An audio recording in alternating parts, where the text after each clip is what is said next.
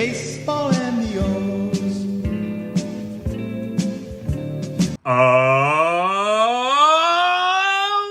Welcome back, Birdland, to another episode of the Talkin Orioles baseball podcast. Of course, I am your host, Benny Becker. As always, so thrilled to be back with you, gang, here today to talk about these O's as we head towards the All-Star break.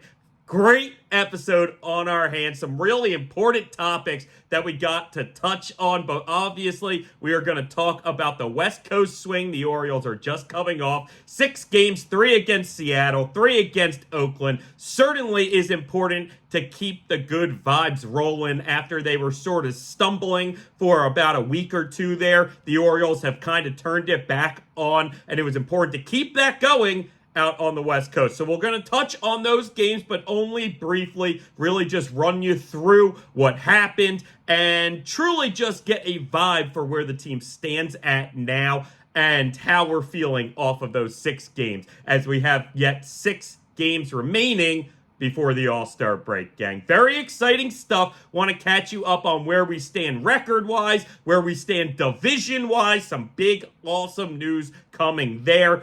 Obviously, with the All-Star game right around the corner, we want to talk about the Oriole All-Stars, the guys that made it, and really the guys that didn't make it. Certainly a couple snubs there along the way, and a couple others that we certainly can understand why they're not headed to Texas. Not only kind of touch on were they deserving or not to be there, but more importantly, kind of the vibe again that we get off of that maybe disappointment with not getting the All-Star game nod. I know Brandon Hyde has expressed his disappointment in only having 3 Orioles get selected to the All-Star game. Certainly with some replacements, guys, maybe we add a 4th or even 5th. All of that in due time. But as for now, we stand with 3 Orioles headed to Texas for the All-Star game. So we'll talk about the Orioles All-Star trio, but also the Orioles All-Star snubs, if you will. Or maybe they weren't snubs. Maybe they just missed out. That we will get to. We're going to spend a good bulk of this episode, at least, talking about the bullpen. It's something I feel like that we kind of more mention in passing on past episodes. Sometimes we've dug in here and there on a specific reliever. But overall, I feel like it's more a toss-in when I'm talking of other conversations. And really, a bullpen, a strong bullpen, is one of the key factors in making a postseason run. So I kind of want to fill you in on the Orioles bullpen as individuals stand at the very least. Maybe not as a collective and where that ranks among other teams. Today, at least, we will just look at individual guys. Similar to kind of the mid-season report we had on many of these hitters and a couple of the starters that we had a couple episodes ago. So I'm going to run you through basically every single bullpen guy we have, kind of catch you up on how they've been doing, the vibe we get from them, and where we see them in the grand picture of this ball club and this season. Okay? So a guy that I believe has a lot to offer for this franchise moving forward, and I think most people would agree, assuming you don't have him potentially in a trade, is Heston Kjerstad. And so we want to touch on Heston and just highlight once again how phenomenal that young kid is doing in now his 3rd time up in the big league, 2nd time this year. And like we said last time, I think he's securing that spot ever more for himself on the roster. But again, I just want to highlight kind of what's been going on, how Heston has secured that spot. Then we all know the trade deadline is somewhat around the corner. Oriole trade talks are all over the internet every single day, all over these MLB shows every single day. Orioles are certainly one of the best teams in baseball. They have a couple kind of glaring needs, if you will. Certainly needs, arguably glaring needs. And so it makes sense that the Orioles always find themselves in these trade talks around this time this year. And we're going to touch on more where the trades are going to come from as far as our prospect pool. because certainly the Orioles are known to have this enormous prospect pool, and they could go out and get just about anybody that's available if they were willing to part with some of these young names. I believe, though, there is a firm group of 4 players who will not be traded this year, no matter for who, because the Orioles aren't going to make the deal if it includes them.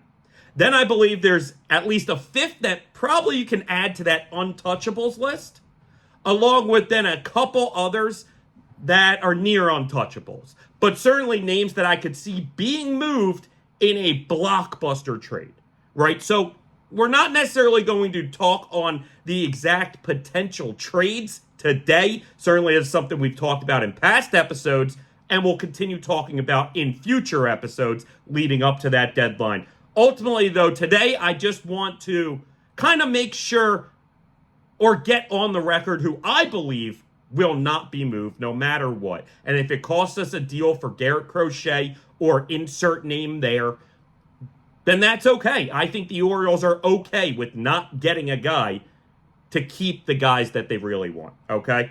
Now, we also have the MLB draft coming actually this weekend, starting on Sunday, ending next Tuesday. So I'm not going to break down draft prospects, not at least in this episode. If we have another episode leading into the draft, sure, there might be some targets that personally I like, but I'm just going to be open and say I trust in Mike Elias and in the Orioles front office to find the right prospects, right? Similar to a guy like Heston, a guy that I would not have advocated for us taking 2 overall, is now paying the dividends of the Orioles scouting and development. So I trust in our front office and our developmental staff. It's something you've heard me talk about a lot on this show. So all I'm going to do when I bring up that draft is more talk about the few avenues that I think the Orioles are going to look for when it comes to what player they're going to add. And it's going to be interesting out of these categories to see which one they fill, because I believe they're going to fill at least one of them, if not multiple of these categories, just in their first prospect or 2. So then we want to kind of bounce forward into what's to come before this break. We have 3 games against the Cubs, 3 games against the Yankees, and kind of how I feel going into those series. And the last thing we're going to do is talk about strength of schedule, and not just strength of schedule in what has happened so far this season, but strength of schedule in what is to come as far as the remainder of the schedule. We know that the Orioles had a daunting June that is now behind them. So it's phenomenal to look forward into what is to come and be able to project just based off of the schedule in front of them. All right, so fantastic episode. It's episode 33, the Eddie Murray of episodes, okay? Eddie. And I'll just say this, even as a diehard Orioles fan, sometimes my brain has issues, say, between distinguishing what name Eddie Murray is, or what person Eddie Murray is, compared to what person Eddie Murphy is. That more happens when I'm talking about the actor, and my Orioles brain wants to spit out Eddie Murray instead of Eddie Murphy. More when it comes to talking about Eddie Murray, I'm pretty sound on remembering what the last name is, but not really any point to me expressing this other than just to maybe make you laugh, because kind of makes me laugh that I cannot figure it out sometimes in my own brain which last name belongs to who.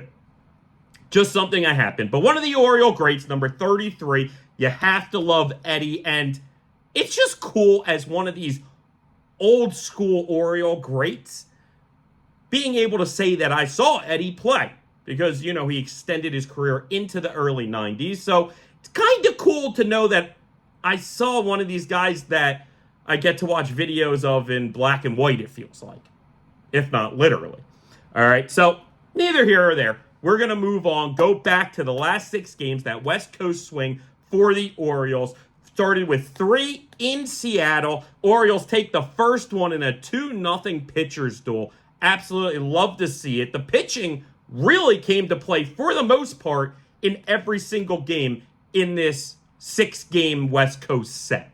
Okay, now certainly there is one huge outlier and two real outliers, including that one. But ultimately, the pitching was phenomenal out on the West Coast, and we needed it, especially in that Seattle series, as that first game was very, very close, 2-0 victory. Second game, a 4-1 victory as we secured the series, and really high hopes that we were going to sweep that last game. In fact, it was very close. We ended up losing 7-3, and game just kind of got away from us, especially in our bullpen. Ultimately, though, you take the 2 of 3. It was the first series all season the Mariners had lost game 1 at home, which is impressive, and would have been the first time the Mariners were swept, I believe, all season, but certainly the first time at home all season. Had the Orioles been able to do it, they weren't able to pull off that sweep. Still, against a good Seattle team that still is leading the AL West, despite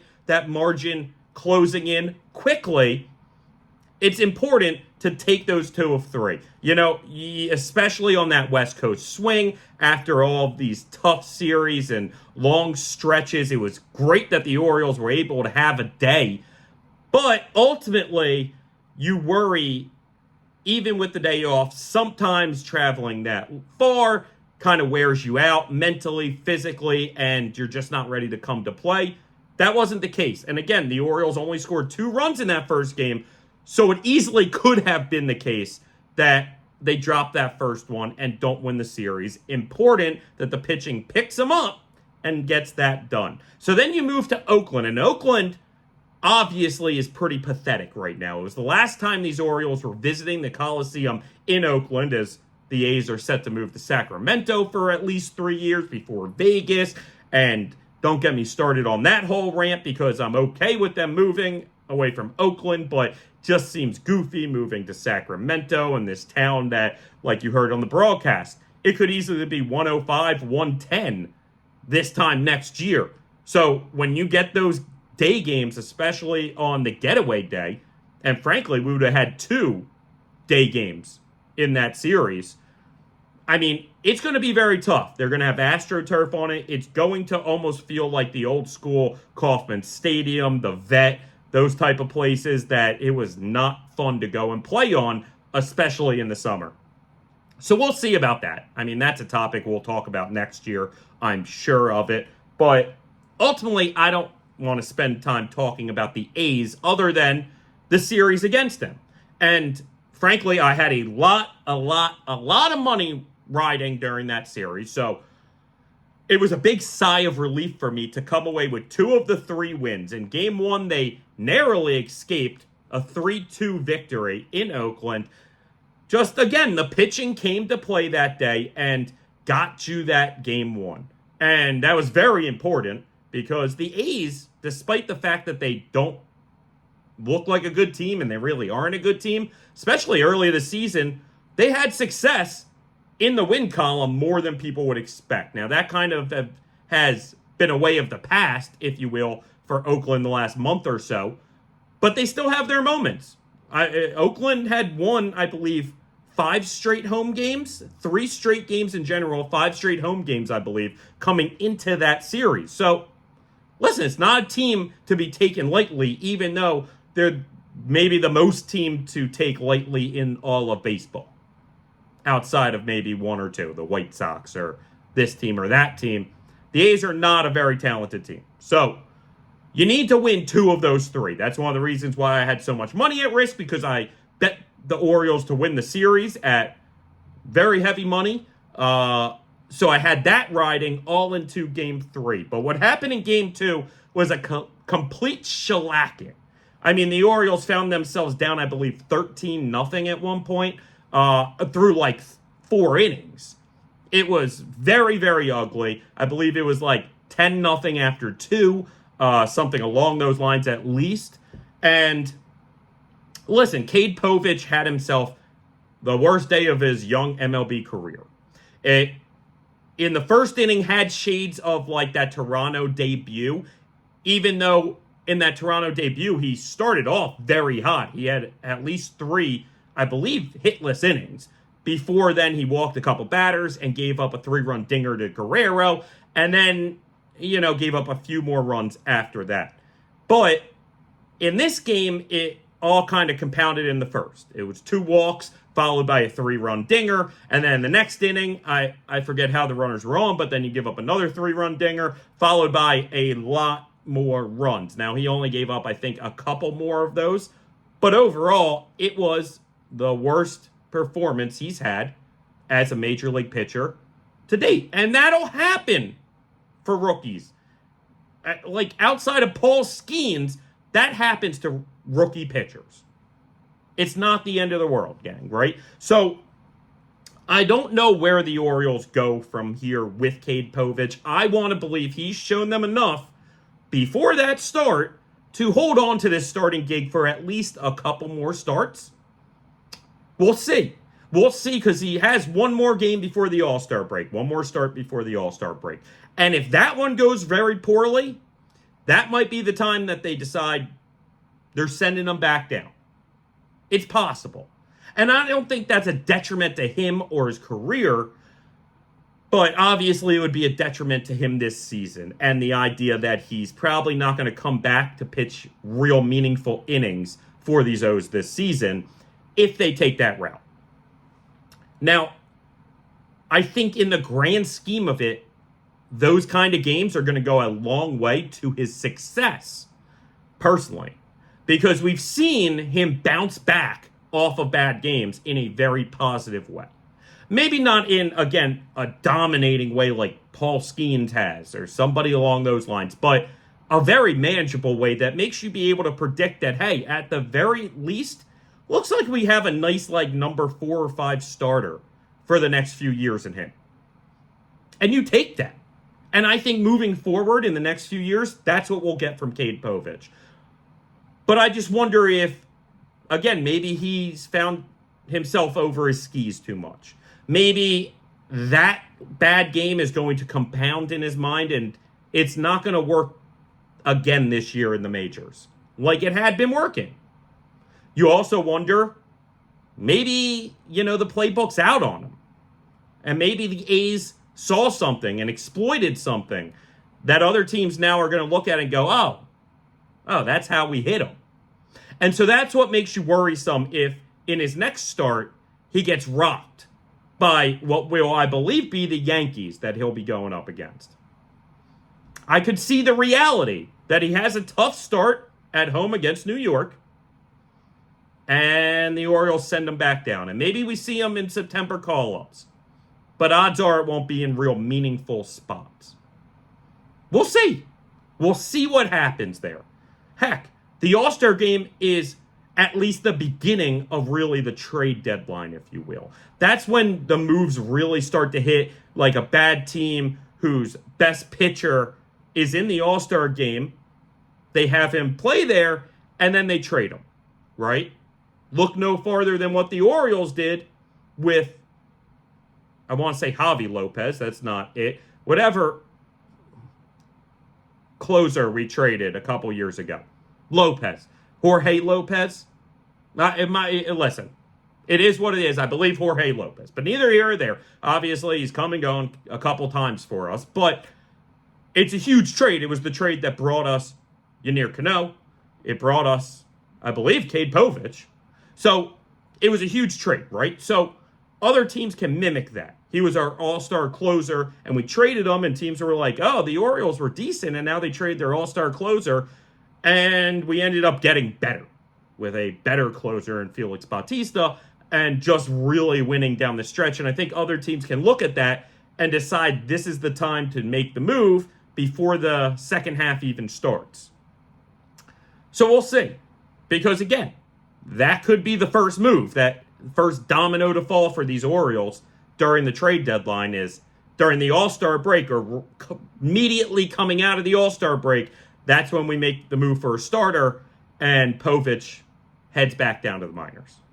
But I only think that happens if his next start really gets ugly, or at the very least is more like, let's say, the Toronto start in his first start ever, where it gives up 6 earned through 4 innings, 5 innings. And you're like, next year I feel good about them, but let's put them on the shelf the rest of this year, or back in Norfolk the rest of this year.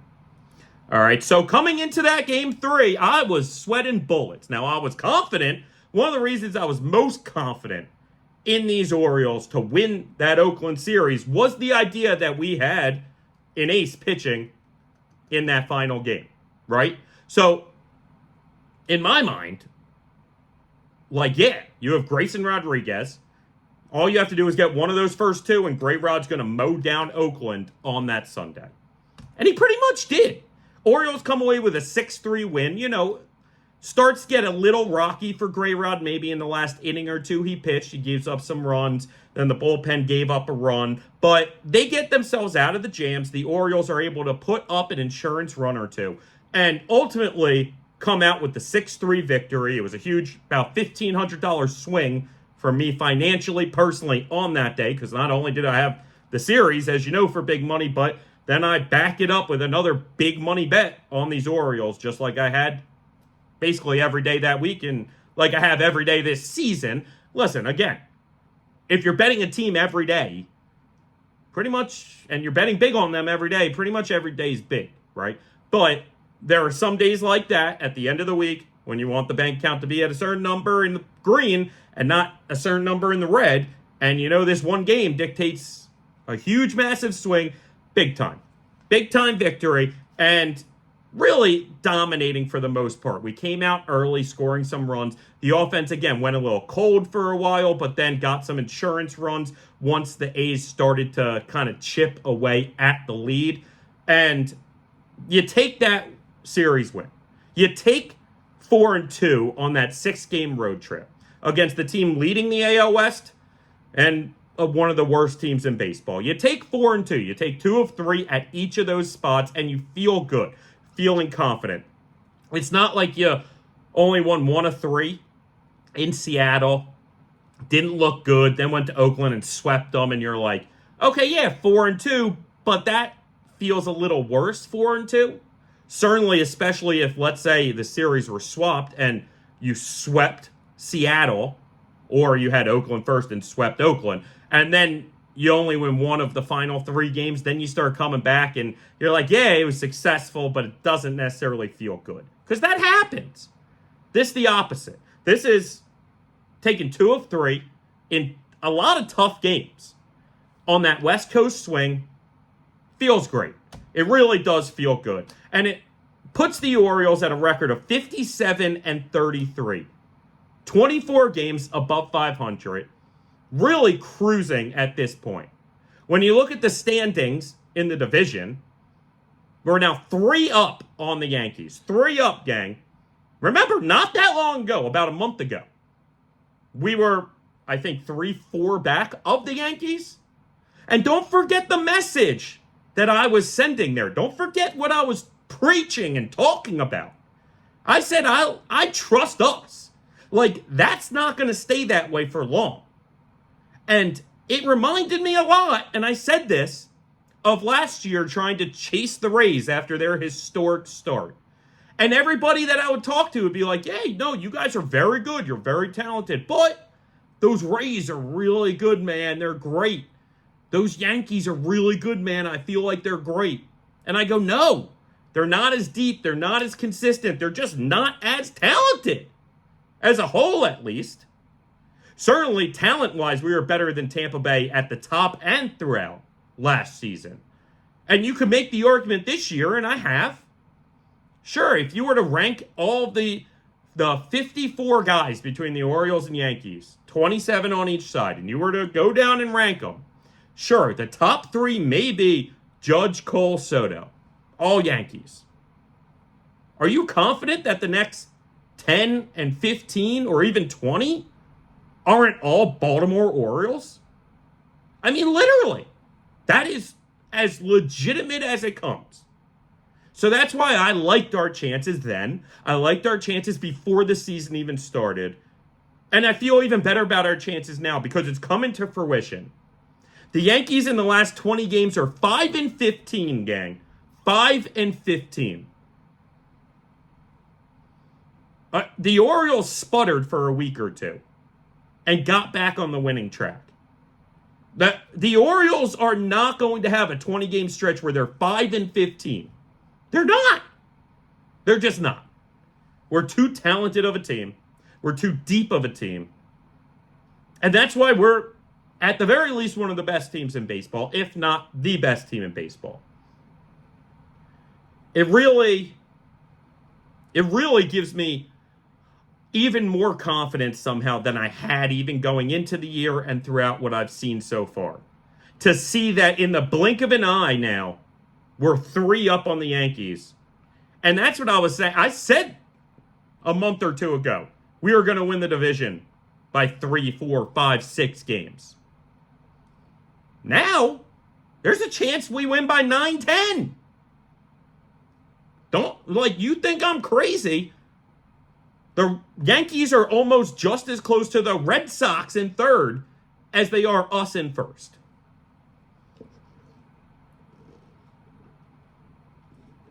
Hit the Jersey Mike's today. I enjoy myself. It's a good Jersey Mike's hoagie. I've been in the habit of it. But I'll tell you one thing, and this isn't a paid advertisement. This is just me saying it, is the kid that manages the Jersey Mike's, the guy that manages the Jersey Mike's, I believe his name is Nicholas, big Yankees fan. So the first time I went in there, I'm wearing this Orioles hat. And, we're yucking it up. It's before the season or maybe early into the year, very early. And we're yucking it up back and forth about the Orioles and Yankees. So, I don't know. I just enjoy it, even though we only talk for maybe 2-3 minutes. Anytime I'm in there, I'm not looking for a best friend. You know what I mean? I'm just enjoying the conversation. And he seems like a nice guy. He's great at his job, really seems to enjoy working there. And, that goes a long way, truly. I'm not saying that in any negative sense. But, again, he's a diehard Yankees fan. So I've kind of enjoyed just going in there and talking shop and talking baseball and AL East with this kid every week or two. I go in there. And it's funny, as the season's progressed, he's quickly getting less and less enthusiastic about it. And less optimistic. In fact, today, I know they were busy. I know he was hot on the grill. But, he said, "What's up?" But he didn't mention one thing about the Orioles or Yankees or the AL East for the first time all season. So, again, not a paid advertisement. Love myself some Jersey Mike's. But I just enjoyed that also. And, coming off of that Yankees talk, I felt the need to share. If Jersey Mike's wants to be an advertiser, a sponsor for the show, bring them on in, Jersey Mike's. I love the spot. I'll preach it. I'll talk it. I'm a big hoagie guy.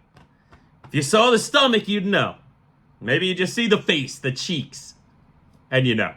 Neither here or there. Good stuff. Real good stuff. All right, speaking of good stuff, headed into the All-Star break next week. 6 games left before that All-Star break in Texas. Orioles officially at this moment have 3 players. Again, maybe a replacement guy comes in to make it 4 or even 5. Because certainly we have players that are somewhat next in line if somebody were to drop out. And we'll get to that. But Adley starting AL catcher, Gunnar starting AL shortstop, both extremely well deserved and makes sense. Corbin Burnes on the roster, I think is going to wind up starting the All-Star game. I haven't seen an announcement on who's going to start for the AL, but just when I look at the names, when I look at the seasons, and frankly, when I look at how the rotation lines up, Corbin, I know for a fact, is pitching and one more time before the All-Star break. And then it's going to line up essentially right on what would be his next start on that All-Star game. So, very exciting stuff. I think Corbin's going to start, so we're going to have 3 starters, I believe, at the very least. Certainly when you get to look at what we had last year, now given there were 2 relievers in Bautista and Cano, so some would argue this is more impressive overall than having the 4th guy because these are more premier position players, starter, catcher, shortstop, whereas, obviously Bautista in the closer role and being the best closer in baseball was important. But then when you kind of add in that a middle reliever is part of it, then it's like, okay, maybe it's at least just as impressive. I want to say it's more impressive, frankly. Okay, so all deserving. I don't think we need to go into depth and detail on why Adley, Gunnar, and Corbin all deserve it. We know Gunnar's going to be in the home run derby. Listen, again, I'm excited for it. I love seeing it. I'm not nervous in the fact that, it could screw his swing up or this or that. I think it's fine. I don't think that the evidence is truly there that doing the home run derby is something that is a negative moving forward. Maybe for some guys it is, but not every guy. So I'm excited about Gunnar. The thing is, the field really, at the moment, there's 3 spots left, but at the moment it's made up of really a bunch of not power hitters. So Gunnar right now is one of, I would say, easily the top 2 favorites in it. The other being Pete Alonso, which is kind of annoying that for a 5th straight year, this guy won't give it up. I'm not going to bash Pete Alonso for wanting to do this and being maybe a kid at heart. And I'm sure listen, this is something I'm sure he grew up wanting to do his whole life, and he's really good at it. And so why not? Why not be a part of it for a 5th straight year? But ultimately, I think he's run his course. Like, I'm not trying to truly be mean when I say this, but a top of a conversation that I've had multiple times over the course of the years about Pete Alonso is he has this, kind of a loser, goofball loser. And I like goofballs. I love Colin Cowser, and I don't look at his goofiness as being a loser. Pete kind of has this, I don't know, loser vibe to him. And I don't even mean that in a winning or losing sense. I mean that truly in just if you were to talk to this guy, you'd be like, nah, he's kind of like a dweeb. That's what I mean by a dweeb. And this constant being I'm going to do it again, guys. I'm going to do it again, and I'm probably going to win. Do you like me yet? No, dweeb, just get out of here. It was maybe cool the first couple times. It was impressive. At a certain point, you're like, just go, dude. Let other people be in it. And it's annoying if MLB can't get some of their real top power hitters in it, so maybe they're going after him more than maybe he's going after it. I don't know the behind the scenes. But I know Gunnar is up there as far as odds go when this thing gets underway because, again, outside of Alonso, the idea of Bobby Witt, who I love but isn't a true power hitter, Alec Boehm, who's been terrific but more of a doubles than power hitter, I forget some of the other names. Jose Ramirez from the Guardians, certainly a power hitter, but just, I don't know, not maybe the unbelievable power hitters that at least we've seen in the past, which is kind of funny because today power's we have power more than ever outside the steroid era. That's all the game emphasizes is hard hit rate and power.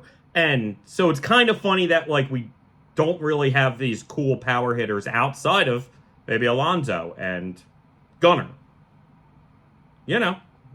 Listen, there aren't a ton of names. The Braves have a couple for sure. But just like Alec Boehm, I'd rather see Schwarber or Harper. And I understand that those guys at the moment are hurt and might be coming back even before the All-Star break. But coming back before the All-Star, a week before the All-Star break and then doing the home run derby is certainly not a smart move. So, maybe if they were healthy, you would have gone one of them instead of Boehm. Who the heck knows? I don't know. All I'm saying is, be cool to see these prolific power hitters in this thing. So hopefully the field can get filled up by 3 more cool guys that are real power hitters. Because, if nothing more, the more guys you have in it that can win, the better the odds get for our guy Henderson. And certainly I'm going to have bets on him. So I want a better price. All right. That was a little bit of a tangent. And sorry if I'm getting sweaty. I got the air on. I didn't put the AC on because I was cold when I was just sitting here doing with the AC on. So I was like, let me just do the air. But now I'm in front of the lights and I'm talking and I'm moving and I'm getting sweaty. So excuse me, I'm going to be a little sweaty in this episode. Forgive me. Forgive me, I'm a big guy. I'm a large man. All right. So last we talked about the All-Star game in our previous few episodes was making this push to get guys voted in. And really, we did a great job. We had, I believe, 6 finalists after Phase 1 was finished. Certainly 2 of our guys made it through with Adley and Gunnar. But then you have a bulk of other guys in Westy, Mountie, O'Hearn, and Santander who were finalists but did not make the team. Obviously didn't even win their vote, but then didn't get a reserve spot either. Obviously, the pitchers aren't voted in, so while Corbin Burns was in, we also missed out on Grayrod and Craig Kimbrell. Now, again, this is just an all-star roster. It's really not that big of a deal. And, obviously, it's fan voted in at first, followed by then making sure every team has at least one representative, right? So, there are only so many spots. It sucks, but there are only so many spots. And when you have certain guys, like Isaac Paredes, I believe, for the Rays, making it just because he's the only guy on the team that has to make it, well, then you lose out on a spot for maybe Gunnar or Jordan Westberg, who I think is most likely the number one snubbed Oriole out there. I do. I mean, Westy has been not only as good as almost all of baseball, truly. I think he's ranked around 25th in WAR. So right there, he's really a top 25 player when you look at WAR, give or take. And when you look at his season as a whole, he's bounced between third and second. If he got looked at as a second baseman, he probably is starting over Altuve. At the very least, he's the reserve in that spot. But, unfortunately, he got viewed as the third baseman, which he is more. He is. But, you know, he's at least a top 3 third baseman, 4 third baseman in the AL right now, right? I would say 3 after Ramirez and Devers. If you want to put Smith from Texas above him, okay. But understand that those guys are just playing the one position.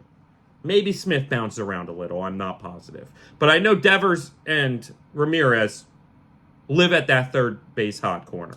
So Westberg moving back and forth between second and third a lot, that's tough. And he's remained as consistent as anybody. Some of those guys have gone really hot and really cold. And numbers-wise, they might look a little better than Westberg. But when you understand that Westberg's just kind of been this same player the entire season, when you watch him on a daily basis, he deserves to be in that All-Star game. Now, again, he was a casualty of teams having to have one guy on the team. And I get it. Listen, we had players that benefited that a lot over those years that we stunk. So I'm not going to hate on that. It is what it is. It's nice to see somebody from your team in the All-Star game, even if he maybe wasn't as good. And guys, breaking news. I'm not even making this up. It was perfect timing on MLB Network right now. They just announced Jordan Westberg is headed to Texas as a replacement player. What are the odds, gang, that literally in the 38 minutes we've been talking, in the minute since we've been talking Westberg, right there on TV, you can't see it, I can, I'm telling you, replacement for Rafi Devers. Awesome. Well-deserved. And now, no longer a snub, Jordan Westberg. He's an all-star. So now we got 4. Again, I said earlier, 4, maybe 5 by the time replacement is over. We got at least the 4th, all right? And Jordan Westberg, very well deserving. So now we can stop that talk. Because again, that was literally what we were just talking about, gang. That's unbelievable. Cannot believe the timing on that. Amazing. All right, so the next snub, I think the next most deserving guy that the Orioles had that got snubbed was Ryan O'Hearn. Ryan O'Hearn got screwed because I forget the name, but the DH that got voted in ahead of him was Alvarez. Okay, I can live with that. In our previous episode, I said I didn't think O'Hearn was going to beat Alvarez when it came to voting, but I felt like he deserved to be the reserve for it.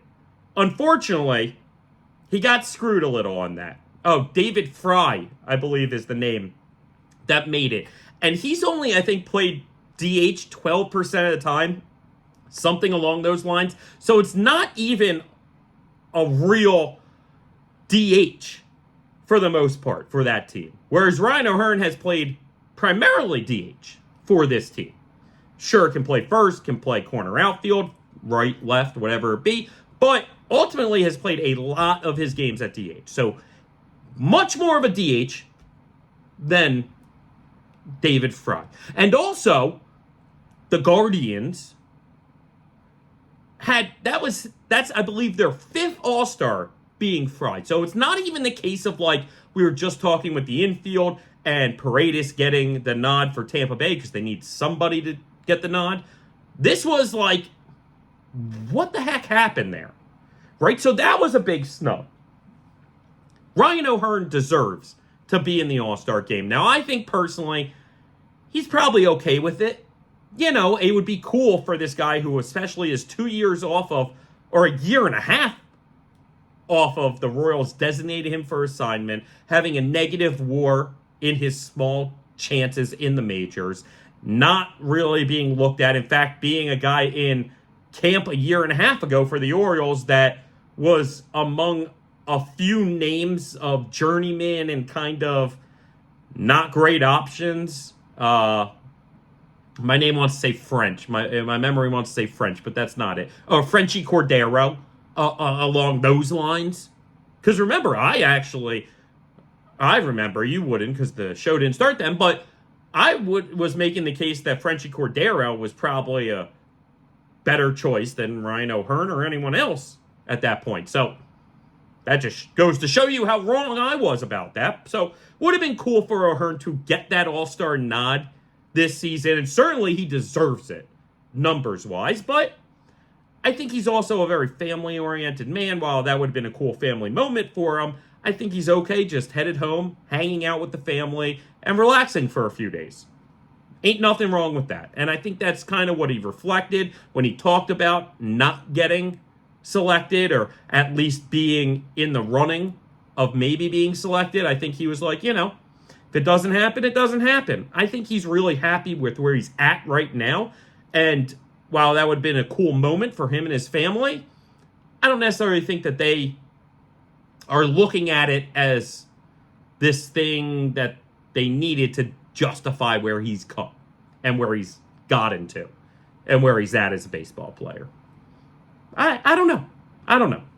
Now, maybe the next closest one that I feel like deserves it is Ryan Mountcastle. Because Mountie went from being most likely a platoon guy with O'Hearn to pretty much being our everyday first baseman. Now, Mountie went on a little bit of a slump here and there. Now, still, he's one of the best hitters on the Orioles this season. But the power isn't necessarily where most people would have expected it to be. He had about a month in between, I think 28 days in between his last home runs that he did just break, but neither here or there. It was just one of these things that I think numbers-wise, as Vlad was surging, certainly he couldn't take over the voting. And then when it came to replacement, or when it came to the reserves, just didn't get the nod because he wasn't necessarily as hot. Also missed about a week here and there with an illness. So Mountie, I believe, if you look at his numbers compared to other American League first basemen, and this is something we talked about, I don't know, a couple weeks ago, maybe a month ago, ranked up there as maybe statistically the best first baseman all around in the AL. Again, maybe that slump dipped the numbers a little, and maybe he didn't deserve it, but certainly I could make the argument that Ryan Mountcastle did deserve to get a nod. Certainly a guy that could have, or at least made a surge to get in the running was Anthony Santander. We know he had an unbelievable June, hitting 13 home runs, leading the league in home runs that month, and getting himself up in the top 4 or 5 in the league in home runs. Certainly, he didn't have the best start to the season. It wasn't completely ugly. The homers and power numbers were still there, but maybe it was just very inconsistent. He wasn't getting on base as much. He really seems to be coming into his own now that the weather's hot, and that follows the pattern of what really his career is, where he maybe starts off slow and then gets hot. Listen, he's the best bad ball hitter, I swear, in baseball right now. And he's got phenomenal power numbers. I think Tony Taters could have easily been there, but the AL outfield is relatively stacked. Obviously, you have the 2 guys from New York. Jarren Duran has played phenomenal. And then you have only a couple reserve spots. I think maybe only 3 reserve outfield spots. So, okay, I get it. Maybe even less. There might only be 2 outfield reserve spots. I forget. But neither here or there. Santander could have made a run, but I think I'm not that surprised he missed it because his numbers weren't necessarily all-star worthy before June. That's just the truth of it. He had a phenomenal June and made a push, but it just didn't work out. That's okay. I'm okay with Tony Taters not headed to Texas for the All-Star game. I think that makes sense. But it also makes sense that he was right on the cusp of probably who missed, right? If an outfielder dropped out right now, Tony Taters might be getting that call just like Jordan Westburg did. Now, one of the number 1 guys for sure that did get snubbed was Craig Kimbrell. And that's more like O'Hearn, where when you look at who made it over him, you start questioning it heavily. Now, I'm not going to do the full head-to-head with numbers and all of that because we're already running hard and we have a lot of bullpen talk and other stuff to get to. But Craig Kimbrell could have easily made the All-Star roster over Clay Holmes. The league went, and I think the league was deciding that one or something. Whatever it was, I think it came from the league, I heard. And that went to the Yankees closer, who has had a worse season than the Orioles closer. Doesn't make sense at all for me, especially with the Yankees puttering right now. But I know Jim Palmer went off about it, as probably he deserves. But ultimately, I just feel like Craig Kimbrell probably deserved the All-Star nod. I am glad he didn't, though. Right? Because if you've been listening to this all season long, you know that while I like Kimbrell, and Kimbrell's put together a good season, in fact, we're about to touch on just how good of a season he's had, I still am not confident in necessarily that carrying over to the postseason. And that not ultimately being the thing that kills the Orioles when it's all said and done. And I would love a real replacement at closer. Not necessarily getting rid of Kimbrell, but replacing him as our closer with a top option. I don't know if that's going to happen. I made this argument when he was sputtering a couple months ago and made the argument that, it looks like his bottom out. He's going to go back up and it's going to look really good headed towards the All-Star break. And I was worried that it would carry through the trade deadline and prevent the Orioles from making that move. Now, an All-Star nod for your closer is probably a good sign that you're not going to move on from him. Okay, again, the Orioles did it with Jorge Lopez, sure, but that's different situations. That's different teams, that's different standings, that's completely different scenario. With this, if you're one of the best teams in baseball, and right now the best team in the American League, and your closer makes the All-Star game, you're probably not going to replace him. Now, as dumb as it sounds and as arbitrary as it sounds, Kimbrell not making the All-Star team keeps the door open for the Orioles to potentially replace him with a better option and not catch pushback and flack for it, which sounds crazy because I think the majority of Birdland wants Kimbrell replaced, despite the fact that he does have pretty solid numbers, and we're about to get to that. The last name I could argue got, quote, snubbed was Grayson Rodriguez, who I think has had a very nice season, statistically has had a very nice season. Now, again, when everybody needs a specific, or everyone needs at least one representative, and you start going down the numbers, and you add in one or two other guys, then before you know it, all the spots are taken. And I think Grayson is probably one of the 10 best starters in the American League this season, but it could be towards the bottom of that 10. He did miss like 2 weeks there, so numbers-wise, maybe not as high as some other guys that maybe even he's better than. I think something like that might cost you. Ultimately, Grayson will be on many all-star rosters moving forward. I truly believe that. Starting next year, I think Grayson Rodriguez is almost a lock to make many all-star games. Just going to say that. All right, so done with the all-star talk right now. Done with the all-star talk. We're already 50 minutes in, gang. So powering through. Now we're going to break down the bullpen. Benny breaks down the Baltimore bullpen. Larry of bees. Whatever that word is. Not Larry. Whatever it is. Of bees. All right, so I'm going to break down all these guys and kind of, one, tell you how they've been performing, but also tell you kind of the vibe I get on them. So we're going to start with the man we were just talking about in Craig Kimbrell, okay? He has 23 saves, which is third in the majors right now. A 2.1 ERA, which is the fifth best ERA among American League relievers with 10-plus saves, okay? Which is kind of a goofy way to say that he's a top 5 closer in baseball, but neither here or there. He also has a whip that's fourth best, I believe, of those AL relievers with 10-plus saves. Okay, so he's done well. He's done well.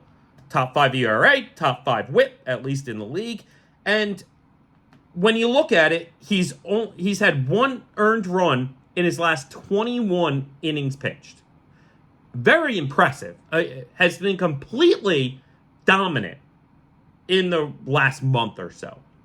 Now, it's been a little rocky. We know it started rocky right off the bat, then turned pretty good for a while, then got rocky again for a few weeks, and even got taken out of the closer role for at least a series or so, before regaining that, and pretty much being dominant ever since, right? It's the curious case of Craig Kimbrell, and something we've talked about a lot. I'm not going to dig any more into what I was just talking about, which I truly feel like if we go into the postseason believing Craig Kimbrell is going to be that version, the best version, one earned run in 21 innings, okay. But I have a big suspicion we're going to be let down and disappointed if that's what we're hoping we have and we're going to get. However, on the flip side, on the optimistic side, and I made this case to somebody just last weekend, where I said, while that's my gut telling me that will be the demise of this Orioles team this year if we trust Kimbrell in these spots. One, he's had a lot of saves without it being a one-run game, right? Now, you can look at it two ways. One, you could say that doesn't happen as often in the postseason, and it turns into one-run games, and he hasn't been as successful throughout the course of the season in those situations. Okay, I get that. He also has been really good. I believe 4 of his last 5 saves, or 5 of his last 6, or 4 of his last 6, something like that, have been in one-run games. So, on the flip side, he finally has been getting these one-run saves, and he's been successful, okay? Also, I made the argument that when you visualize the pitcher on the mound getting the last out for the Orioles in the World Series, right? Having that iconic standing on the mound, you just got the out, celebrating as Adley Rutschman runs out to hug you moment and picture. And I got it in my head. Like, I got goosebumps around me, all over me, because of that thought and because of that vision. And when you think of that moment, Craig Kimbrell actually weirdly makes a lot of sense to be that guy. Like, to have him in the picture, right? Reminds me of, like, Brad Lidge for the Phillies back in the day. And, like, this great closer, this great veteran closer gets that moment for this team and has that like, it makes sense, right? Like, you've heard me make the case multiple times for a lot of guys to take over this closer role. Whether it be Tyler Wells, who's done for the season, Albert Suarez, who's still in the rotation, a litany of guys, right? Weirdly, I could make the argument Kimbrell makes the most sense in my vision to be the man celebrating on that mound. I could make that argument, right? So, we'll see what happens when it all is said and done and once the trade deadline comes, and we'll certainly pick up a reliever or two. Will it be the most high leverage relievers or just middle back end guys or middle tier guys? I'm not sure. I don't know. Time will tell when it comes to that. I really think we have some great high leverage guys. And Kimbrell has been that guy that's been very dominant for the majority of this season. Maybe that's who he is this year. And again, I called for his head early. I had an apology later. And then I had just unknown and curiousness. And yes, I have this intuition that it's going to implode in the postseason. And that's what worries me and why I would love a high-profile replacement. But, again, I talked about wanting Frenchie Cordero over Ryan O'Hearn last year. My intuitions aren't always right, gang. Like, I'm not trying to sit here and tell you I'm some visionary and I'm always correct and I'm always right. No, quite the contrary, actually. I'm just okay admitting when I was wrong, but also being passionate and feeling certain ways that I feel like I'm right. So again, that gut feeling, maybe I'm right, but maybe I'm wrong. And maybe the rest of my life I'll have that vision of Craig Kimbrell celebrating that final out and laugh about how I spent months calling for his job. There's that possibility, gang. There's that possibility. So, but Kimbrell overall, if I were to grade him out right now, minimum B+, A-. Like, really? He's had a tremendous season for us at the moment.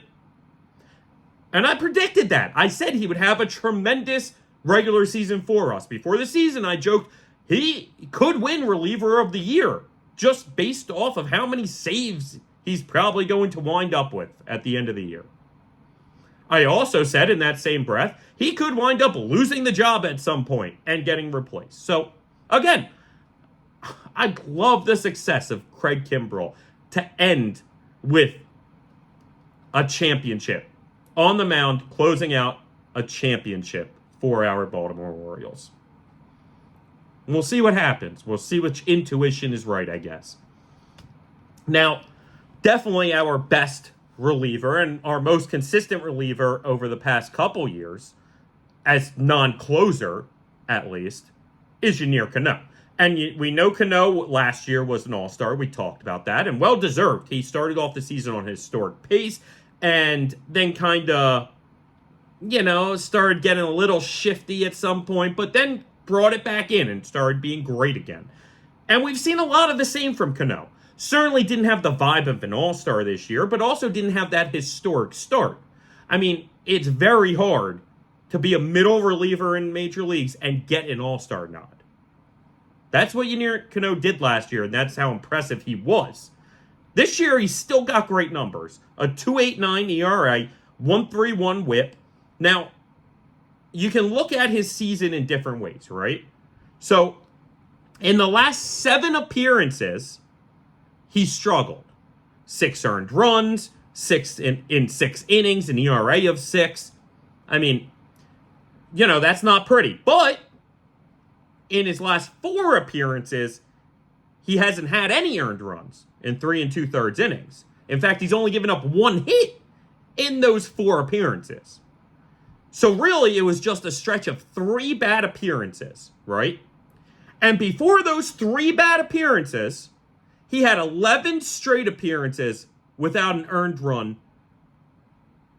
I mean, the guy's been very good. I know he had a straight of, I think, 8 straight games also before that without an earned run. Now listen, I'm going to be talking a lot about earned runs, right? And we're talking relievers, so there's a lot of inherited runners when you come into games, and those aren't going to count on your earned runs. So not all these numbers are even and fair, okay? We are going to talk with some guys about their inherited runners. Now, Cano is the type of guy typically starts innings, though. So, especially when it comes to Cano, those earned runs stats mean a lot to me.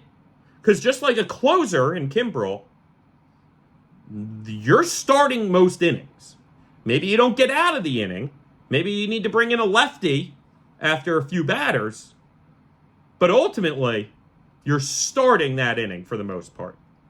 Not every time, but for the most part. Now, the next guy I want to talk about is maybe our most surprising reliever, at least with how consistent he's been, and that's Jacob Webb. Jacob Webb's been very solid for us. Now, he's a righty in the pen, but he actually has reverse splits, right? So if you look at what lefties have done this season against, as opposed to righties, lefties have had a much harder time against the righty throwing Webb. Lefties, in fact, are only 5 for 53, an average of less than 100 against Webb this season, whereas righties, not great, but batting .226, 21 for 93. Okay? And you want to talk about the inherited runners. He's only allowed 5 of those 23 inherited runners to score. Very good. That's very impressive. I mean, you're sitting at just over 20%. Take the heck out of that. 2.72 ERA, 1.13 WHIP, both very good. He's 7th in innings pitched for the O's. Okay, 2nd highest reliever as far as innings go. That just shows you how much Brandon Hyde relies on Jacob Webb. I mean, he's been extremely important to this Orioles team, and it's one of the reasons that's reverse split is why we see Hyder bring him in against these lefties, because he's been harder to hit for these lefties than some of our left-handed pitchers outside of Danny Coulombe, who's hurt. And I mean, that's the next name we'll talk about, Danny Coulombe, and it sucks he's hurt. By every report I've seen, he's going to be back. Hopefully, he's back, I don't know, a few weeks or a month after the All-Star break. I think at the very least, he's back by mid-September, early September. So, I believe he'll be a part of this playoff roster, and when he gets back, I fully expect him to be fine. It was just like some bone chips in his elbow. It's not the end of the world as far as rehab and coming back and throwing successfully from that. He also, though, this season, because he is by far our most consistent lefty out of the pen, was 0 for 13 with inherited runners, or it allowed none of the 13 inherited runners that he came in to score. That just shows you how great he's been for us. And we miss him, for sure. Knocking on wood, hopefully he does find his way back at some point this season. Because outside of Cano, you could argue he's been the most consistent non-closer reliever for us these past 2 seasons. Then you have Cole Irvin, who rejoined the pen after exiting the rotation with Dean Kramer coming back. And I like Irvin out of the pen. He certainly is a good long guy to have, because he's the type of guy that even if he gets hit around like he did in that Oakland massacre, it's okay, because he'll still eat 2, 3, 4 innings and save your bullpen a bit, right? We know James McCann came in and pitched after him to try and save the bullpen, but just one of these things it was big for Cole to be able, even with giving up some runs, to get out of those innings and continue. He's a major league veteran. It's nice to have. And really, I think the move to the bullpen may bring his stuff back to a dominant level like it was earlier this year, right? We had seen the increased movement and velocity on Cole Irvin. I think that plays more out of the pen for him moving forward than I do with the rotation. So I think Cole Irvin's a nice piece for this rotation. I also believe, in all,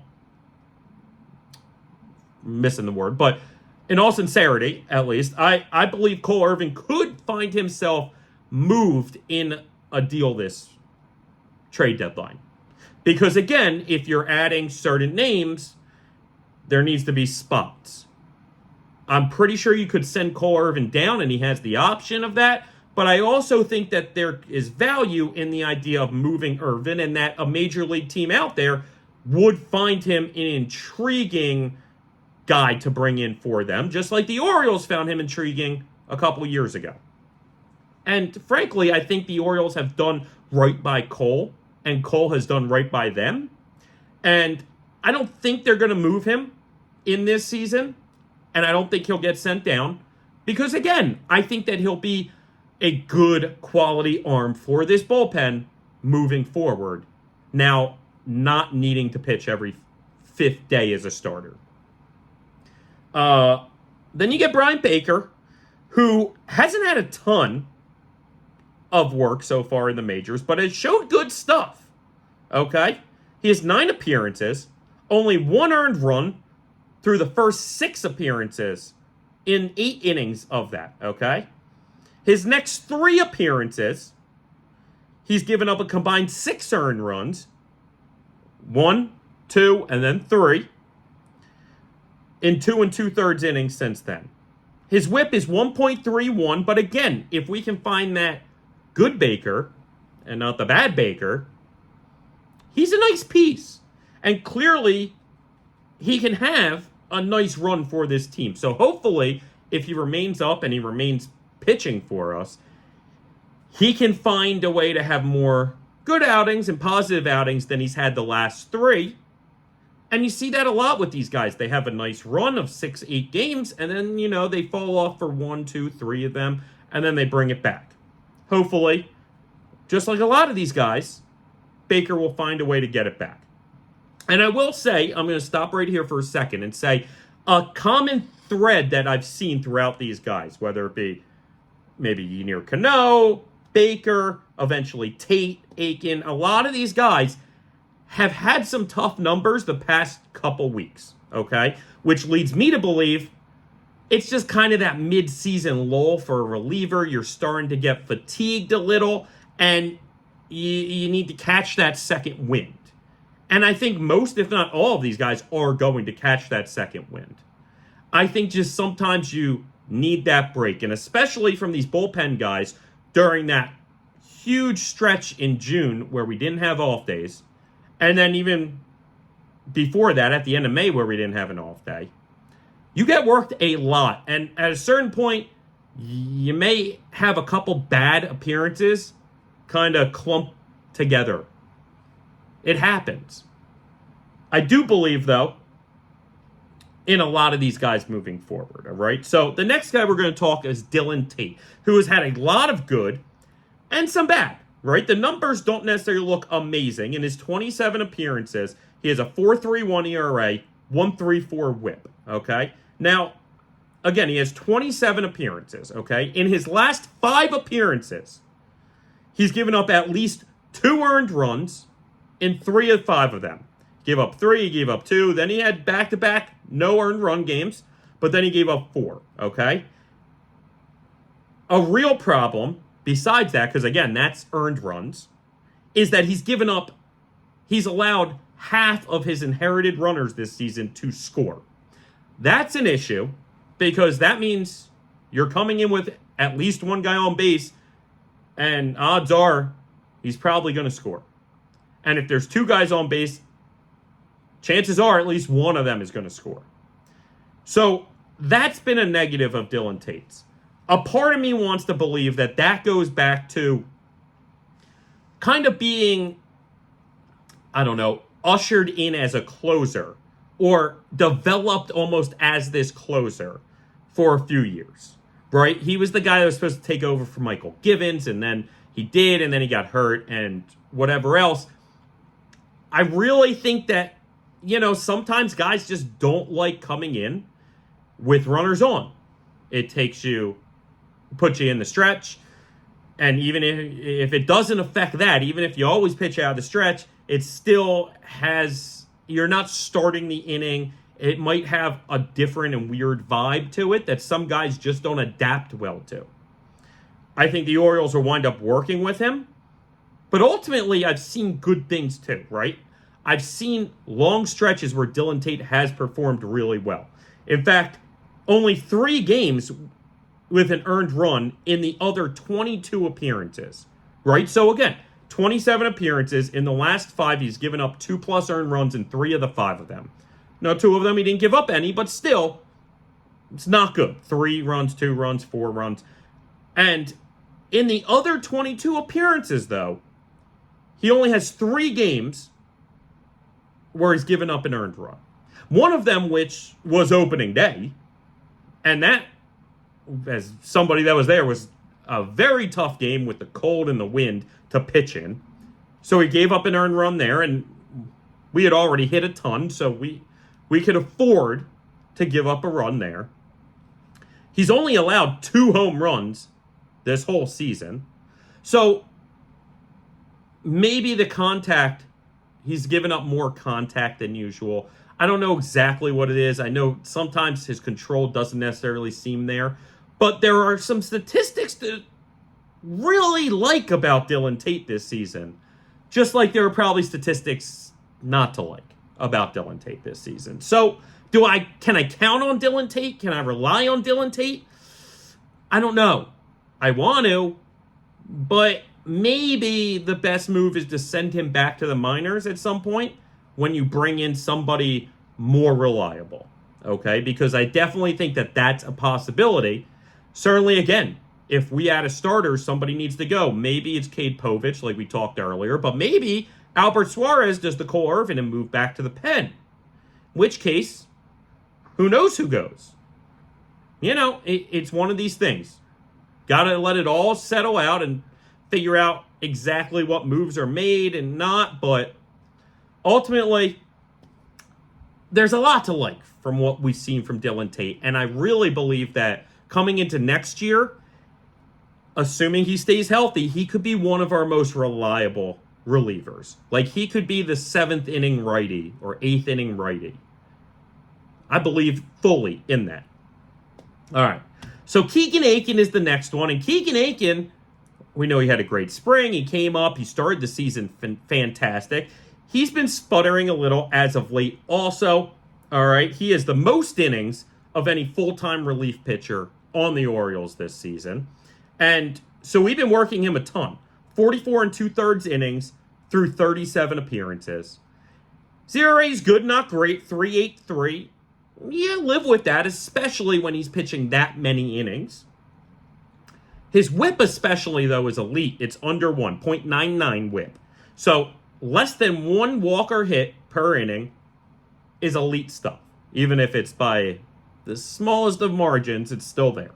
All right. Now, he has given up an earned run in each of his 2 July appearances. He gave up 1, and then he gave up 2. But he only had 2 appearances in June where he gave up an earned run. Right? So 11 appearances, 17 in a third inning. Only 2 of them did he give up an earned run in June. So, you say maybe he's sputtering a little. Again, just heading into the All-Star break, maybe a little fatigue, maybe not used to pitching this much in the majors. We know he isn't. So Keegan Aiken is working through maybe the fatigue of being in this and is looking forward to the All-Star break. But he's shown some great stuff for us, right? Now, against lefties, though, he's struggled more than you would expect, okay? Now, he doesn't necessarily have the reverse splits by any means, but there are a lot of at-bats against lefties that he's pitching that you can think back and go like you want to feel really good with your lefty against him, but for whatever reason, you just don't feel that confident. And then, certain moments here or there. I think there was one in Texas or no, Seattle against J.P. Crawford where he had that base clearing double, and like just one of these things where you want your lefty to be dominant against lefties. And he's not been horrible, but lefties have a 208 batting average against them, a 644 OPS. And again, it's just you want to see better from maybe your definitely your most used lefty, most used reliever in general. If he's a lefty, you want to see him be more dominant against lefties. So overall, though, at this point, again, if we're grading out, I'm giving Keegan Aiken a B- or a B+, A-. Like, Keegan Aiken has been very consistently good for us this season. And it's nice being able to project this guy that we've heard about as a prospect for at least a few years, kind of coming up and actually showing us what he can do and that he can be a solid piece of this pen moving forward for the years to come and really for the rest of this year especially. Now, our other big lefty in the pen, at least without Kalum in it, is Cionel Perez, who absolutely can have his ups and his downs, okay? Cionel has a 3.81 ERA, a whip of 1.27. He has 28 appearances, 26 innings pitched, but only 2 appearances with 2+ earned runs since opening day, right? He came in opening day and he gave up at least a run, if not 2, but he gave up earned runs. So, and then he went out for a little, and neither here or there. Or excuse me. An earned run. Yep. Where are we? Oh, yep. Okay. Sorry. Got lost in my notes for a second. Went back to Keegan Aiken. Thought I misquoted. Okay. Cionel Perez has only had 1 appearance since May 12th that he let up more than 1 earned run. I believe that's what I wrote. I got chicken scratch handwriting, and sometimes I run out of spaces, and I'm old school notebook, gang. Old school notebook. So, yeah. Not always easy to keep track on this thing, all right? But Cionel Perez, listen, I do like him, and I feel more confident in Cionel than I did last year. It feels like 2022 Cionel Perez, where I felt really confident in him coming in games. Now, again, I don't want him closing out games. I don't need him necessarily in the biggest spot for a lefty. Hopefully, Danny comes back and takes those spots. But being my second most important lefty in the pen, I'd take that for Cionel Perez. And then if I can kind of mix and match that role with him and Keegan Aiken or Cole Irvin, now I really like the spot we're in when it comes to lefties. Now, the last reliever we'll talk about, and another lefty in the system who has shown some really good stuff in his few years with the Orioles, moving up and down maybe more than anyone in baseball on this taxi squad, is Nick Vespi. Love the look with the hair, the tattoos, but also I love what I see from him when he's out there. He's only given up 1 earned run in his first 9 appearances.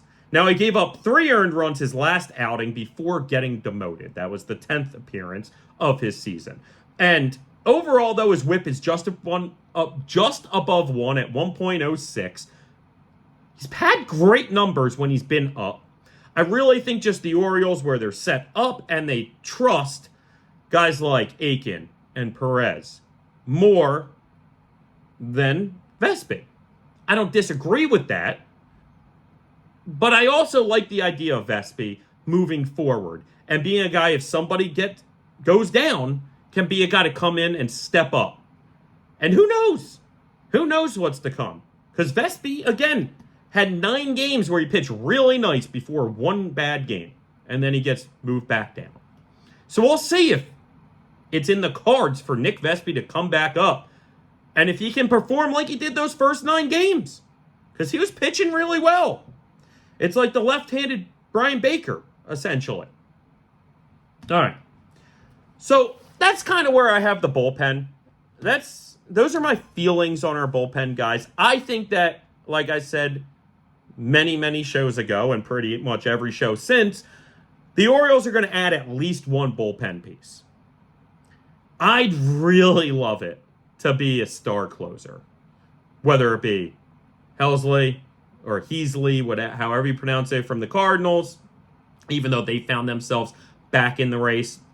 Mason Miller obviously is like my dream, but I also am only going to be willing to part with so many guys for anybody.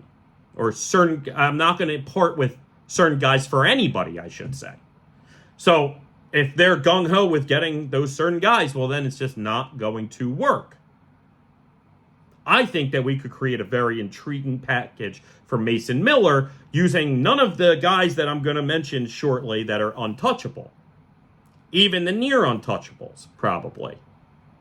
But we'll see about that. Again, I'm not going to get too much into it right now. Instead, I'm going to wait another episode or two to really dig into the exact talent pool when it comes to the trade market and what we can add at that point. So quickly, I want to talk a little about Heston Kjerstad. Last episode, we talked about how he was securing the spot with this last call-up and how he's been performing. And I really think that that's true. I think that Heston has really broken past that up and down part and now is just going to stay up, right? It's kind of like Cowser this year when he came in and he was performing at such a level and then really got hot. Even since he cooled off, he is still that major leaguer to these Orioles. I think that's where Heston Kjerstad is now with the Orioles as well. And he continues to smash. He has a hit in 6 of his last 7 games, 3 of them being multi-hit games, showing serious power as he hits home run after home run, essentially, at least every few games, having a home run and doing it on pitches that are not easy, right? Like, it's not necessarily this ball piped right down the middle or a breaking ball that doesn't break and it's just sitting down the pipe and he smashes it. No, this is like a ball high and tight that he takes out the opposite way.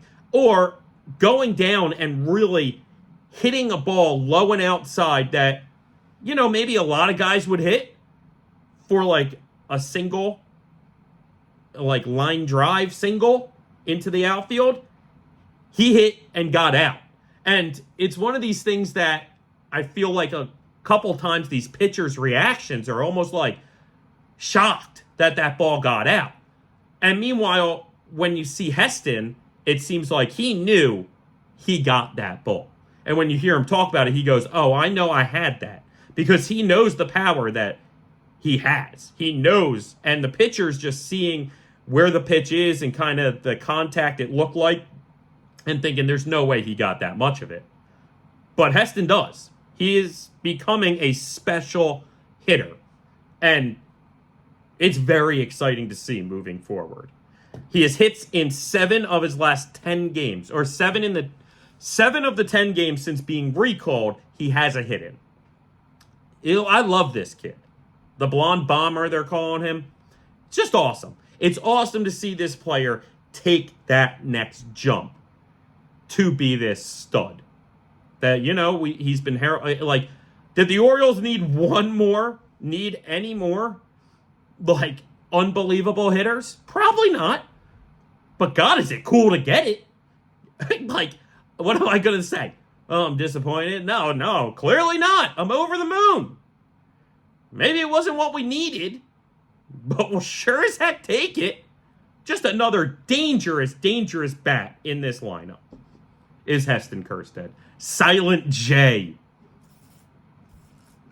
The Blonde Bomber. Cool nicknames, too. And he's just got a cool look to him. All right. Love Heston Kjerstad. So now, listen, we've talked, there's going to be trades. The trade market is opening up soon, pretty much, and the deadline is around the corner. So certainly, we are being mentioned in these trade talks. And everyone believes that the Orioles are one of the premier teams that need to add certain pieces. And I agree. We do need to add at least a starter, if not two. We do need to add at least a bullpen option, if not two. I think the team's pretty much set offensively, but you never know. You never know if there's a certain guy that we go, hey, this is interesting. Maybe an older veteran. I don't have the exact piece that I'm thinking of in my mind, but maybe an older veteran for one of those utility roles or something along those lines that you can stick and be like, okay, just a cool name to bring in. But I think it's more the pitching side, the arm side that we're going to be buying. Now, listen, anytime you see these trades, whether it's Garrett Crochet or any of these other top starters, the names flow of our top prospects. I think you're crazy if you think that Mike Elias and this front office is giving up on any of these 4 names. And probably more like any of these 8 names. Okay? But the 4 absolutely untouchables that we will not trade are Heston Kjerstad, Jackson Holliday, Kobe Mayo, and Sam Basallo. I promise you, we're not doing any of those deals if it includes one of those guys. That absolutely is our untouchable list. I would also argue that Cade Povich is also on that list. Now, Povich, I could see the argument being in the front office is maybe they see what he is, they see where he's going, and they decide, hey, I think that we have better starting pitcher prospects than Cade Povich. Maybe they think McDermott or Johnson or Baumeister or any of these guys, and maybe a few of them, are better than Cade Povich. In which case, I could see them finding a way to trade Povich in a big deal as that big prospect, because to them, they're not losing their top pitching prospect. I believe they still view Cade Povich as their top starting pitching prospect, at least in the short term. Maybe like a Baumeister or one of these other guys, they view as in 2 years being a better starter.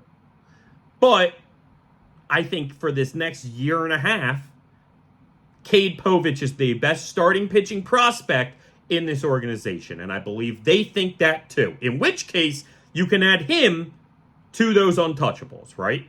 Again, if the organization ends up wanting McDermott or really thinking McDermott or Johnson or Baumeister or whatever is their top pitching prospect, then that guy then slots in that Povich untouchable spot. So really, there are 5 guys. The 4 I mentioned in Heston, Jackson, Mayo, Basallo, and then your best pitching prospect, who I would think is Cade Povich, but they may have a different order to how they view it. But either way, that top pitching prospect for them will not be moved.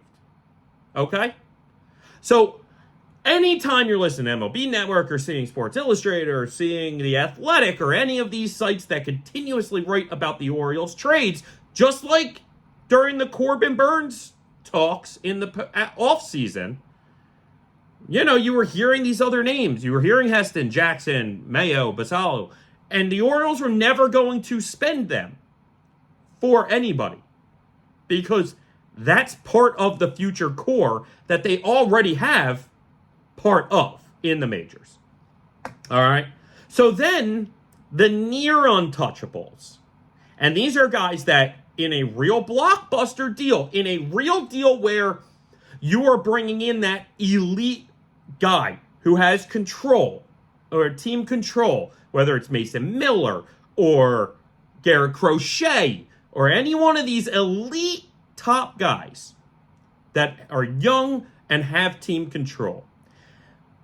The near untouchables are names that I think the Orioles would consider dealing, but certainly they hold with a premium of it has to be for that premium player, right? That's the caveat. In order to get one of these guys, we need to be receiving somebody elite. And that would be Connor Norby, who we've seen and I really, really love Some people would call him maybe the poor man's Joey Ortiz. Maybe defensively I could make that argument, but offensively I think Norby's going to be better, or at least just as good as Joey Ortiz, who was one of the two pieces that the Brewers got in that Burns deal. And I think Norby, I was making the argument earlier that Norby was an untouchable. Now I'm starting to think, okay, with Jackson and Mayo, untouchables. Obviously Gunnar and Westberger, untouchables. Right there are 4 infielders. And you don't really have a spot for Connor Norby unless, again, you stick him in corner outfield and just this utility role, in which case you can find maybe better pieces, or maybe you already even have better pieces, like the corner outfielders Heston and Cowser. And yeah, Cowser maybe moves to center and you need that other outfielder. But again, we got a lot of guys, right? So Norby could be in that weird spot where, okay, for the right package, for the right player, we will include Connor Norby as that top guy. Enrique Bradfield could be that guy because I like what I see from Bradfield. I think, obviously, he is a major league talent within the next couple years, if nothing more than just his speed and defense alone. And if he comes in and is batting 180, 150, yeah, maybe he's more of just a bench role player, but still, that speed and defense can play off the bench. And there's the first round Vanderbilt pedigree behind him. So I don't think the Orioles want to move on from Bradfield. I think they view him as potentially their next Cedric Mullins. But maybe they are internally not optimistic about his hitting once it comes to the majors. Not right now. I mean, in the next year or two. In which case, if other teams don't hold that belief that he isn't going to hit in the majors, I could see wanting to part with him. And either way, as long as the Orioles don't feel like he is a 330 hitter in the majors, or somehow has developed into a potential 30 home run guy, I could make the argument a speed and contact outfielder is not that hard to find. Yes, maybe he won't have the absolute elite top-end speed as Enrique Bradfield. Maybe he won't have the pedigree and the mind that Bradfield has. But ultimately, I feel like that's a name who is near untouchable at the moment, but not quite in the right deal. Because again, you got to give up talent to get talent. I love DL Hall. I love Joey Ortiz. But I loved giving those two up for Corbin Burns. Just the name of the game, gang. So now the next one, and really the last one I feel is near untouchable, is McDermott. Okay, McDermott is, to me, our second best pitching prospect. Some lists would rank him above Povich. Other lists, shortly below. I love his pedigree. His brother played NBA basketball, Doug McDermott, and he's just got this good sports pedigree behind him. Obviously has some great stuff. In fact, there were some people mentioning he might wind up in the bullpen this year at some point. I think they're worried about his strikeout to walk ratio. And this is something that we've seen the Orioles be able to develop pitchers with that problem. Whether it be Bautista, Cano, or name your guy, Kyle Bradish, name your guy. They've taken these pitchers who have trouble with the amount of walks they let up and improve upon that to make them great. So again, maybe in the Orioles' mind, McDermott is the untouchable pitching prospect, and Povich is the near untouchable one. I don't know where they're at personally, but I do feel like one of them is untouchable, and one of them is near untouchable. A guy that maybe will give up in the right deal for a star. So that's kind of where I'm at when it comes to the prospects that the Orioles are going to have to give up. The rest of them, while I might like them, are certainly guys that could find themselves in trade, whether it be Fabian, Beavers, and name your guy. Name your guy, okay? I believe like a Baumeister, there's that second, third tier guys that the Orioles, I think, really like what they've seen from this season and might be moving themselves up towards near untouchable. But it's more this give and take. When they're the second, third name in the trade, I think the other teams are more likely to go, okay, they're not going to budge on that guy, so we also like this guy. We can take this guy instead. So that's where I'm at. We are going to talk more about the actual targets that I want the Orioles to trade for and overall just examining the landscape of this trade. So we'll see about all of that, gang.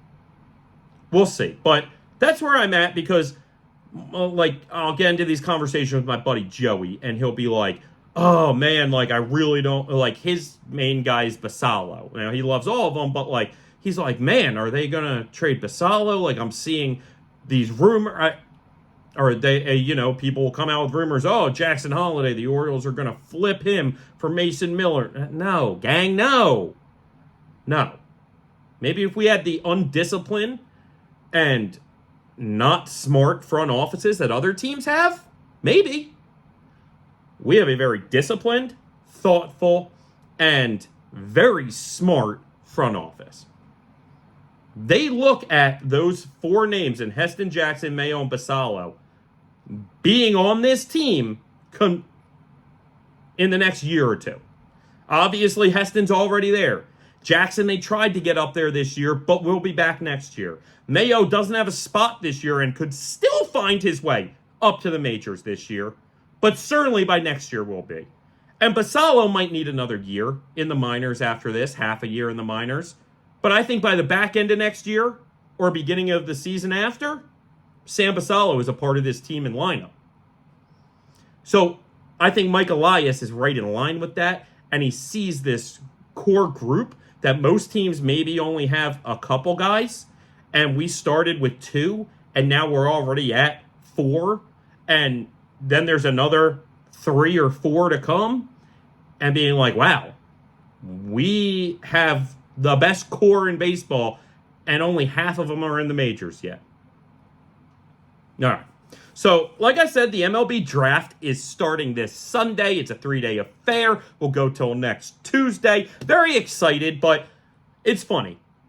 When I was younger, right, when the Orioles stunk, I was living on these mock drafts and player profiles and really caring about all of these prospects. And so, my knowledge on baseball prospects across the league was very high because I would spend hours and hours and hours leading up to these drafts for months, all college season, all high school season, looking up guys and reading up on guys and getting vibes on guys, and really had a good understanding of who the Orioles are taking and who was going to be available and what we were doing and what other teams got as well. And again, I'm not Nostradamus. I'm no expert. I'm no brilliant baseball mind as far as scouting and analyzing. I feel like I have a good eye for talent. In fact, at one point, I really tried to get myself in a baseball front office, and the only hearing back I heard was emails saying no thank you, and Buck Showalter giving me a nope when I gave him a take on a player one time. And that's a different story that I was going to tell today, but we're already almost at 2 hours, so I'm not going to get into that, but I'll just give you a preview. Many people don't know this. The hat right here has Buck's signature, because one time I won a lunch with Buck Showalter, and it was a very interesting experience that involved not only Buck, but Dan Duquette twice in the day, and that's for another time. I will tell that story. I promise it's a good one. Maybe during All-Star break, I'll get to that story. But as for today, I'm not going to pitch you these players. Maybe if we have an episode before the draft, maybe there's a player or two I pitch. But right now, I'm not going to pitch you players. Again, I'm not trying to sit here and be some mastermind, right? But I see certain categories that I think the Orioles should go after and will go after, okay?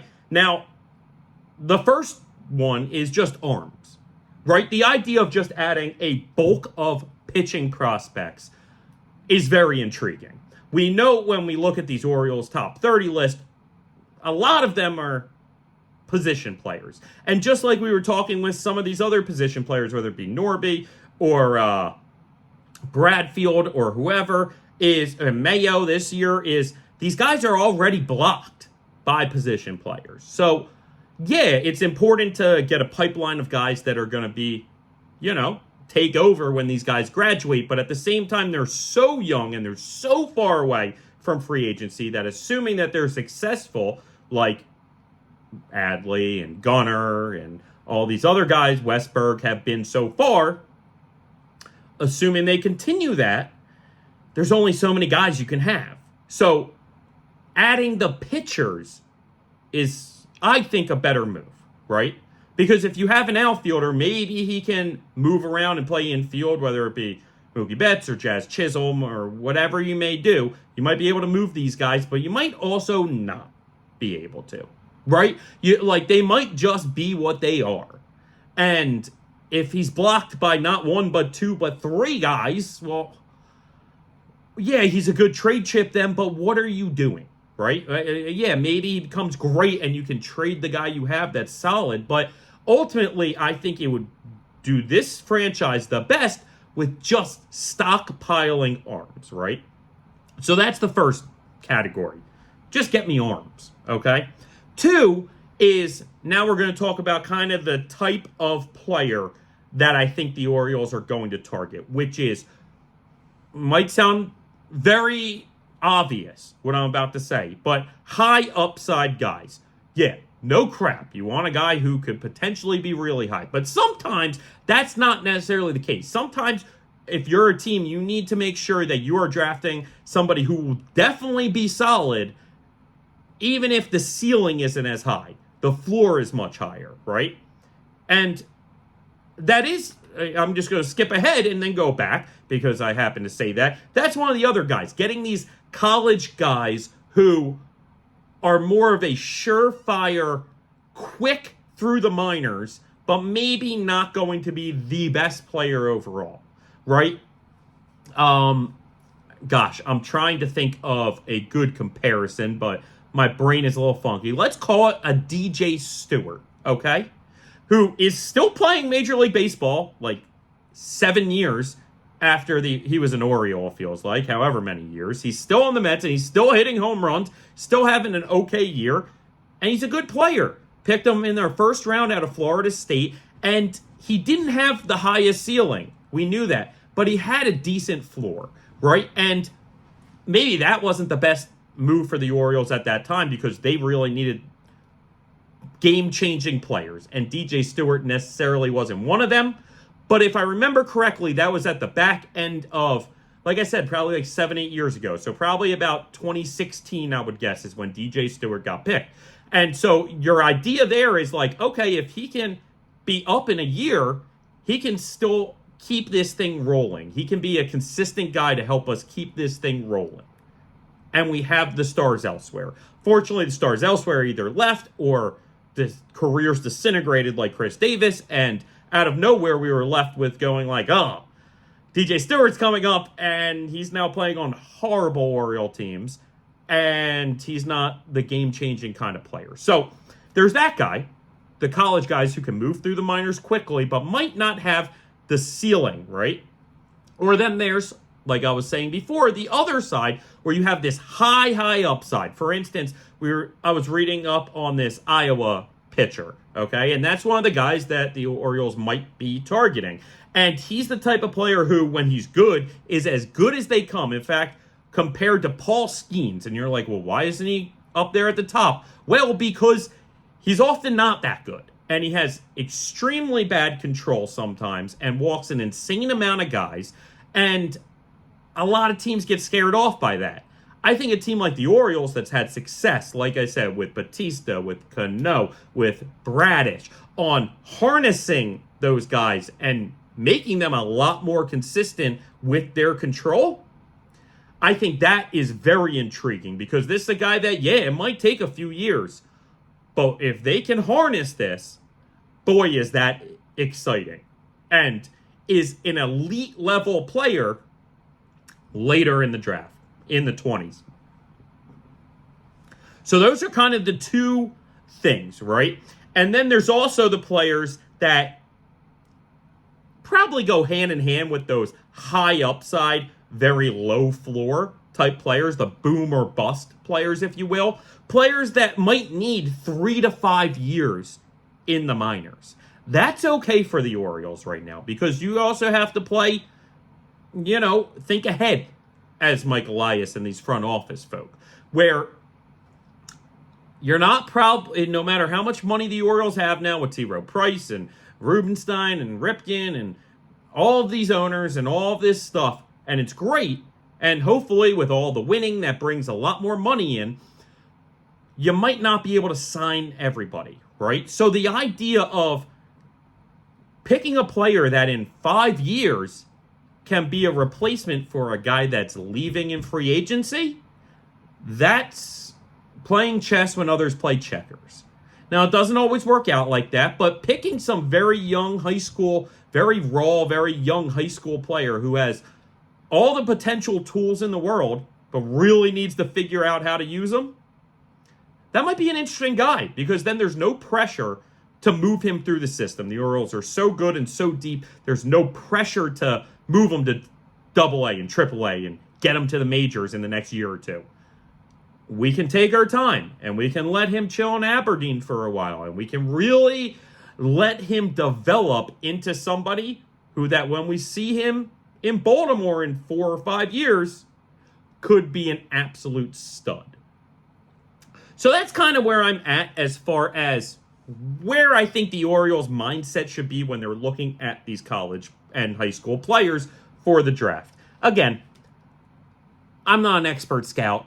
I haven't been out there. I really don't even know much of the draft field this year because when the Orioles are good, my hope is with the team, not in the draft picks.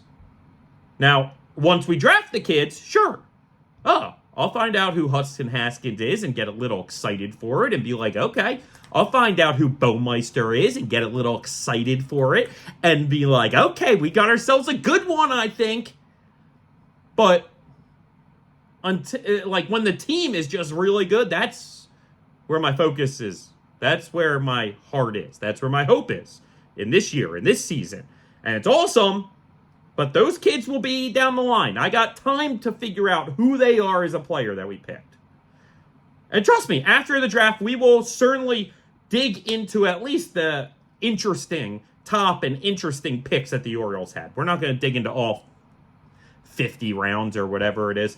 But I'm excited. July 14th through 16th. It's like MLB Network's listening to me because every time I talk about something, they throw up a graphic that fits right along with what I'm talking about.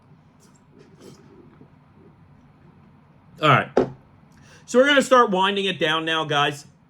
And like I said, we have 3 against the Cubs. We have 3 against the Yankees.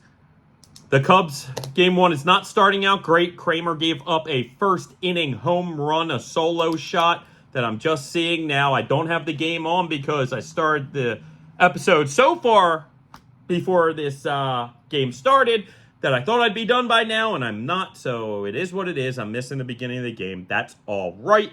All right, so still very confident in our abilities in these final 6 games. The Cubs have a losing record. We've really dominated teams with losing records this year, as we should. So I expect more of the same, but we are facing 3 really solid pitchers for them. And ultimately, I could see the Cubs winding up with 2 of the 3 games. But then we have 3 against the Yankees headed into the break. Certainly, the Orioles have had the Yankees number so far this season. They're 5-2 against the Yankees so far in the first 7, meaning including these 3 games, there's only 6 games left against the Yankees all season. And if we win 2 of them, we're guaranteed to have a winning record against the Yankees this year. You only get 13 games against your division opponents. We're already at 5 wins against them, so 2 more makes 7, meaning the Yankees couldn't even get to that number, which is a beautiful thing. We may dominate the Yankees this season, and we already have. So, very excited to see, hopefully, the Orioles head into the break hot and head into the break up even bigger on the Yankees. They're at 3 games now. Hopefully, maybe it stays at 3 or even extends to 4 or 5 or 6. Because, again, those head-to-heads